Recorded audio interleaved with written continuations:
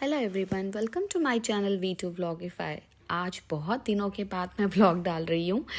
हम लोग जा रहे हैं महाकाल के शहर में उज्जैन, और हम जा रहे हैं सारी के सारे फैमिली मेम्बर्स और मेरी फ्रेंड और उसके पेरेंट्स भी जा रहे हैं साथ में। और हम लोग निकले हैं इंटरसिटी ट्रेन से। शाम की हमारी ट्रेन थी और रास्ते में इतनी धुंध थी, हमें लगा ट्रेन बहुत धीरे पहुंचाएगी, लेट पहुंचाएगी सुबह, और हमें पहुंचना था 8:30 के करीब। बट हम लोग बिल्कुल सही टाइम पे महाकाल के शहर में पहुंच चुके थे।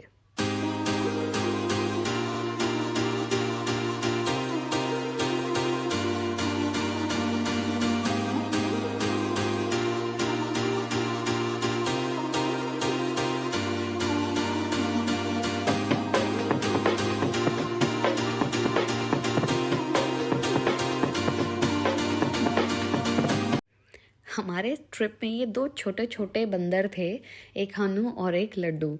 तो इनके साथ पूरा ट्रिप बहुत अमेजिंग गया। वहाँ पहुँचते ही हमारा होम स्टे सिर्फ और सिर्फ 500 मीटर्स की दूरी पे था। हमने वहाँ जाते ही चेक इन किया और हम लोगों ने ई रिक्शा किया, जो 1200 रुपीज़ पर ई रिक्शा लेते हैं पूरे दिन का, जहाँ से हम लोग सीधा पहुँच गए काल भैरव जी के मंदिर, जहाँ बहुत भीड़ थी।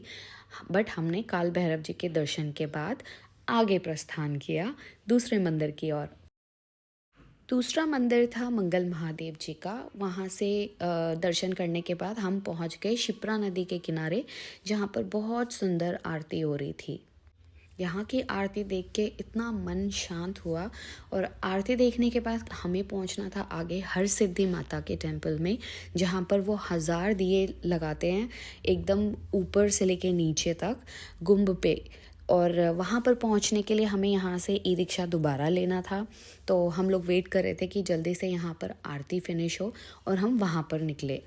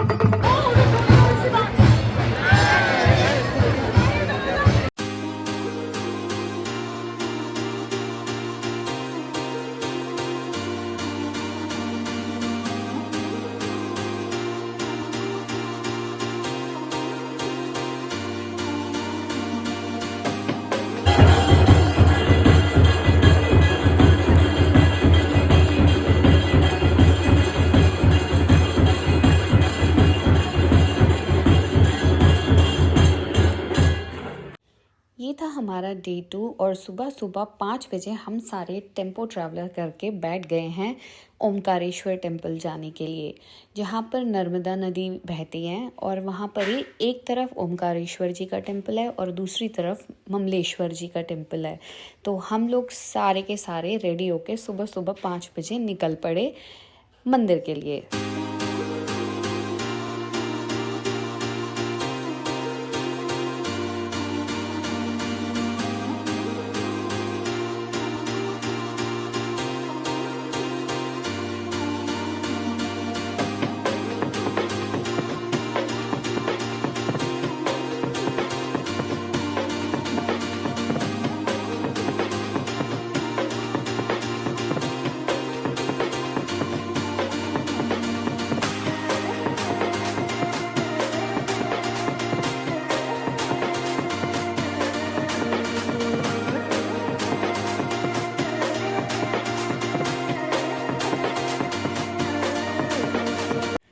ओंकारेश्वर पहुंचने में हमें लगभग 4.5 घंटे लग चुके थे।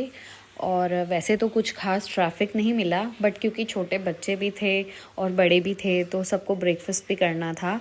हमें एज सच कुछ खास ब्रेकफास्ट वहाँ पसंद नहीं आया, क्योंकि दिल्ली वालों के लिए आलू मीठे हों तो कोई स्वाद नहीं है हमारे खाने में, तो वहाँ पर हमें खाना उतना पसंद नहीं आया।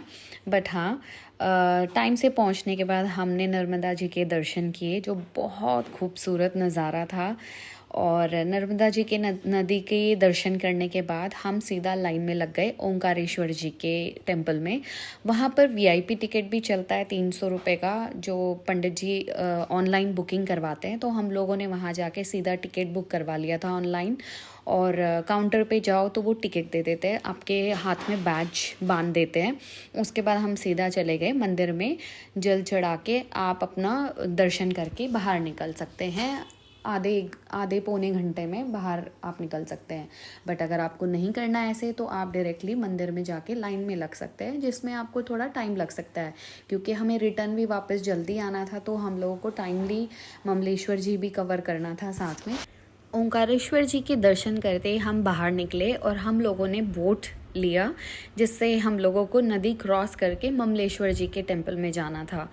तो हम लोगों ने बोट बुक किया है। वैसे तो 50 रुपीज़ पर हेड लेते हैं वो सिर्फ क्रॉस करने का, बट हम लोगों ने सोचा कि थोड़ा सा बोटिंग ज़्यादा देर की हो जाए, तो ऑलमोस्ट आधा घंटा भैया ने हम लोगों को बोटिंग कराया, बट उन्होंने 100 या 150 रुपीज़ पर हेड लिया।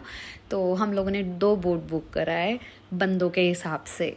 तो बहुत अच्छा था ये, बहुत अच्छा। हमें उन्होंने संगम भी दिखाया। मुझे दूसरी नदी का नाम याद नहीं है, एक नर्मदा जी थी और दूसरी नदी, दोनों का संगम हो रहा था, तो वो संगम तक लेकर गए थे। और मुझे भैया ने, जो बोटिंग वाले भैया थे, उन्होंने मुझे छोटे से शिवलिंग दिया, क्योंकि उनको मैंने ये बताया कि यहाँ का हर एक पत्थर शिवलिंग माना जाता है इस नदी का, नर्मदा नदी का। तो उन्होंने बोला कि अभी तो आपको यहाँ आसपास में मिलेंगे नहीं ज़्यादा पत्थर, क्योंकि लोगों ने निकाल के ख़त्म कर दिए हैं। तो उन्होंने एक दिन पहले शायद कहीं गए होंगे 4-5 किलोमीटर आगे बोट से, तो उनको एक पत्थर मिला, तो उन्होंने मुझे वो पत्थर दिया। वो मैंने लाके अपने मंदिर में रखा हुआ है।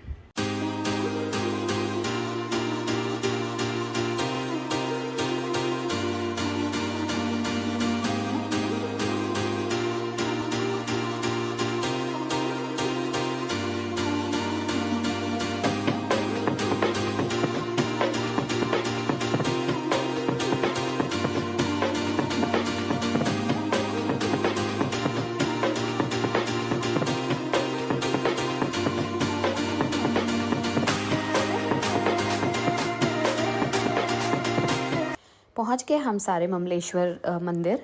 ममलेश्वर महादेव के मंदिर में भी सेम प्रोसीजर था। 300 रुपये की वीआईपी टिकट थी, जो हम लोग दर्शन करके वापस आ गए, और पंडित जी ने हम लोगों को थोड़ा बहुत जल भी चढ़ाने का मौका दिया। और उसके बाद सारे लड़कों ने डिसाइड किया कि वो नर्मदा नदी में एक डुबकी लगा के आएंगे। तो सारे बच्चे भी शुरू हो गए कि हमको भी जाना है।